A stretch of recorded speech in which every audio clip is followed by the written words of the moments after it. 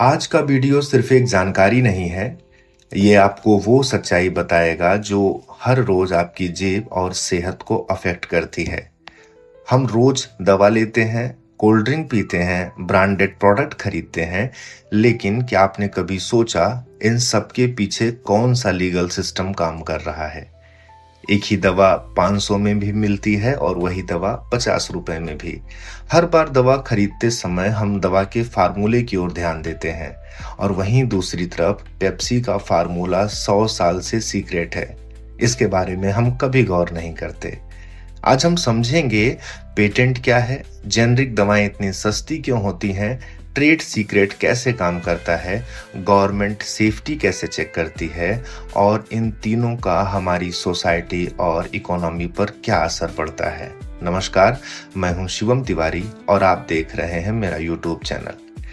सबसे पहले एक बेसिक सवाल, पेटेंट आखिर है क्या? पेटेंट सिर्फ एक वर्ड नहीं, यह इनोवेशन की बैकबोन है। यह एक कानूनी अधिकार है जो सरकार किसी नई खोज इन्वेंशन पर देती है, लगभग 20 साल के लिए। मतलब उस इन्वेंशन को सिर्फ वही व्यक्ति या कंपनी बना सकती है, बेच सकती है और उससे प्रॉफिट कमा सकती है। लेकिन हर आइडिया को पेटेंट नहीं मिलता, सिर्फ वही इन्वेंशन जो इन 3 कड़े रूल्स को पास करे। पहला, नोवेल्टी यानी पूरी दुनिया में नया होना चाहिए। दूसरा, इन्वेंटिव स्टेप्स यानी इतना आसान नहीं कि कोई भी सोच ले। तीसरा, इंडस्ट्रियल यूज यानी प्रैक्टिकल लाइफ में काम आना चाहिए। तभी सरकार कहती है हाँ, ये इनोवेशन वर्दी है। अब आते हैं सबसे इंपॉर्टेंट सवाल पर, 20 साल ही क्यों? 5 साल क्यों नहीं? लाइफ टाइम क्यों नहीं? सोचिए, एक फार्मास्यूटिकल कंपनी जब एक नई दवा बनाती है तो सिर्फ एक प्रोडक्ट नहीं होता, ये सालों की मेहनत का नतीजा होता है। उसमें हजारों केमिकल मॉलिक्यूल्स टेस्ट होते हैं, फिर उनमें शायद 1 या 2 काम के निकलते हैं, फिर एनिमल ट्रायल, ह्यूमन ट्रायल, और हर स्टेज में फेलियर का रिस्क होता है। और यह पूरा प्रोसेस 10 से 12 साल ले सकता है, और खर्चा करोड़ों नहीं, कई बार अरबों रुपए तक। अब सोचिए, अगर पेटेंट प्रोटेक्शन ना हो तो क्या होगा? जैसे ही दवा मार्केट में आएगी, दूसरी कंपनी कॉपी कर लेगी, सस्ती बेचेगी, और ओरिजिनल कंपनी पूरी तरीके से लॉस में चली जाएगी। इसका रिजल्ट होगा कि कोई भी फ्यूचर में रिसर्च करने का रिस्क नहीं लेगा, इनोवेशंस रुक जाएंगी। इसलिए सिस्टम एक डील करता है, एक स्मार्ट डील। आप अपनी पूरी खोज दुनिया के सामने रिवील कर दीजिए और बदले में हम आपको 20 साल की मोनोपोली देंगे। पेटेंट सिर्फ एक प्रोटेक्शन नहीं है, यह नॉलेज शेयरिंग सिस्टम भी है, क्योंकि जब आप पेटेंट लेते हैं तो आपको अपना पूरा टेक्निकल डिटेल डिस्क्लोज करना पड़ता है ताकि फ्यूचर रिसर्चर्स उससे सीख सकें। लेकिन यह प्रोटेक्शन हमेशा के लिए नहीं है। 20 साल बाद वही इन्वेंशन पब्लिक डोमेन में चली जाती है। मतलब अब उसे कोई भी बना सकता है, इम्प्रूव कर सकता है, सस्ता कर सकता है। इसी को कहते हैं balance between innovation and public access. सोचिए, अगर पेटेंट लाइफ टाइम के लिए होता तो दवाएं हमेशा महंगी रहती, टेक्नोलॉजी कभी अफोर्डेबल नहीं होती। और अगर पेटेंट होता ही नहीं तो कोई भी दवा खोजी ही नहीं जाती। इसलिए पेटेंट सिस्टम परफेक्ट तो नहीं, लेकिन जरूरी है। यही वजह है कि आज जो modern medicines, life saving drugs और एडवांस टेक्नोलॉजी हम यूज कर पा रहे हैं। अब आते हैं जेनरिक पर। एक सीधा सवाल, क्या जेनरिक दवा कोई अलग दवा होती है? नहीं, ये कोई अलग खोज नहीं है, ये वही पहले वाली दवा होती है। बस फर्क इतना है कि जब ये दवा आती है तब पेटेंट खत्म हो जाता है। चलो इसे एक सिंपल स्टोरी से समझते हैं। मान लीजिए एक कंपनी ने एक दवा बनाई, सालों साल रिसर्च किया, करोड़ों रुपए खर्चा किया और उसे मिला 20 साल का पेटेंट। इन 20 सालों तक वह कंपनी उस दवा को बनाती है, वही प्राइस तय करती है और मार्केट पर कंट्रोल रखती है। लेकिन जैसे ही 20 साल पूरे हो जाते हैं, दूसरी कंपनी भी उस दवा का सेम मॉलिक्यूल बनाना शुरू कर देती है। यही कहलाता है जेनेरिक ड्रग। वही दवा जो पहले 500 में मिल रही थी अब 50 रुपए में मिलती है। लेकिन क्या क्वालिटी गिर गई है या इसका असर कम हो गया है? नहीं, असली रीजन है कॉस्ट स्ट्रक्चर।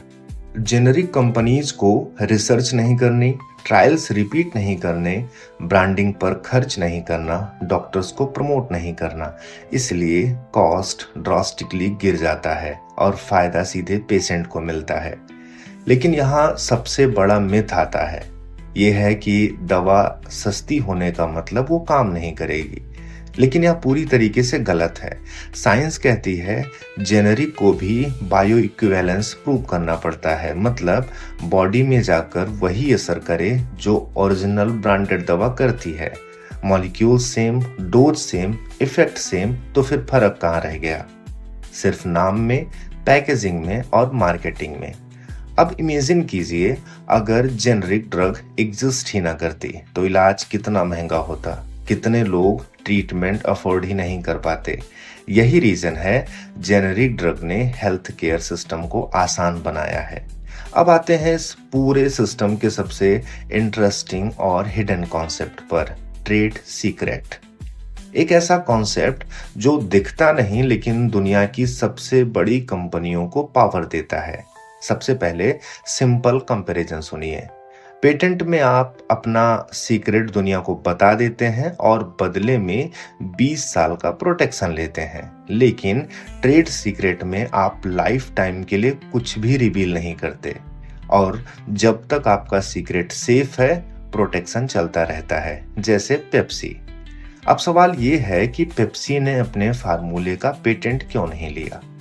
क्योंकि अगर वो पेटेंट ले लेते तो उन्हें पूरा फार्मूला पब्लिक करना पड़ता और 20 साल बाद कोई भी कंपनी वही ड्रिंक्स बना सकती थी। इसलिए उन्होंने सीक्रेसी चुना। आज भी पेप्सी का एग्जैक्ट फार्मूला दुनिया के कुछ ही लोगों को पता है और वही इसकी सबसे बड़ी स्ट्रेंथ है। ट्रेड सीक्रेट में सबसे बड़ा रिस्क होता है फार्मूला लीक होने का। अगर किसी तरह फार्मूला लीक हो गया, एम्प्लॉय ने रिवील कर दिया या कंपटीटर ने समहाउ पता लगा लिया, तो प्रोटेक्शन खत्म। कोई कानूनी मोनोपोली नहीं बचती है और यही इसे सबसे ज्यादा रिस्की बनाता है। वैसे ट्रेड सीक्रेट सिर्फ कोई फार्मूला नहीं होता, यह कोई भी recipe, manufacturing process, business strategy, customer data या एल्गोरिदम, इनमें से कुछ भी हो सकता है। मतलब कंपनी का पूरा हिडन ब्रेन। अब सबसे बड़ा सवाल, अगर कंपनीज अपने फार्मूले छुपाती है तो क्या वह अनशेप भी हो सकती है? क्या सरकार को कुछ पता नहीं होता? यहाँ एक सबसे बड़ी मिसअंडरस्टैंडिंग होती है। सीक्रेट का मतलब सिर्फ इतना है कि कंपनी अपना एग्जैक्ट फार्मूला पब्लिक नहीं करती, लेकिन सरकार से कुछ छुपा भी नहीं सकती। इंडिया में सेफ्टी चेक करता है food safety and standard authority of India यानी FSSAI और मेडिसिन के लिए central drug standard control organization. ये एजेंसीज प्रोडक्ट के इंग्रेडिएंट चेक करती हैं, हार्मफुल केमिकल को बैन करती हैं, सेफ लिमिट तय करती हैं, लैब टेस्टिंग करती हैं और मार्केट से रैंडम सैंपल्स उठाती हैं। अगर कोई प्रोडक्ट अनसेफ निकला तो हैवी पेनाल्टी, बैन और लीगल एक्शन भी हो सकता है। मतलब साफ है, कंपनी अपने फार्मूला रेशियो को छुपा सकती है लेकिन डेंजरस सब्सटेंस को नहीं। ट्रेड सीक्रेट बिजनेस को प्रोटेक्ट करता है और गवर्नमेंट आपकी सेफ्टी को। अब पूरी पिक्चर को दूर से देखते हैं। यह सिर्फ दवाओं की बात नहीं है, यह पूरे सोसाइटी और इकोनॉमी का खेल है। 3 पिलर्स हैं जो इस पूरे सिस्टम को संभालते हैं। पेटेंट इनोवेशन को जन्म देता है, जेनरिक इलाज को आम आदमी तक पहुंचाता है, ट्रेड सीक्रेट्स कंपनियों को आगे बनाए रखता है। अब आप इमेजिन कीजिए, अगर इन तीनों में से कोई एक हट जाए, अगर पेटेंट ना हो तो कोई कंपनी रिस्क नहीं लेगी, नई दवाएं बननी बंद हो जाएंगी, फ्यूचर ट्रीटमेंट्स रुक जाएंगे, मतलब हम वहीं के वहीं रह जाएंगे। अगर जेनरिक ना हो तो दवाएं हमेशा महंगी रहेंगी, इलाज सिर्फ अमीरों तक सीमित रह जाएगा और करोड़ों लोग बेसिक ट्रीटमेंट से भी वंचित रह जाएंगे। और अगर ट्रेड सीक्रेट ना हो तो हर कंपनी एक जैसी हो जाएगी, कंपटीशन खत्म हो जाएगा और इनोवेशन की रेस धीमी पड़ जाएगी। यही बनाते हैं एक बैलेंस्ड इकोसिस्टम जहां इनोवेशंस भी है, कंपटीशंस भी है और पब्लिक को बेनिफिट भी मिल रहा है। अब अगर अगली बार जब आप मेडिकल स्टोर पर दवा खरीदें या कोई कोल्ड ड्रिंक खरीदें तो सिर्फ ये मत सोचिए ये सस्ती है या महंगी। खुद से एक सवाल पूछिए कि इसके पीछे कौन सा सिस्टम काम कर रहा है, क्योंकि जब आप सिस्टम समझ जाते हैं तब आप सिर्फ कस्टमर नहीं रहते, आप एक अवेयर डिसीजन मेकर बन जाते हैं। आपने इस वीडियो को अब तक देखा, आपका धन्यवाद।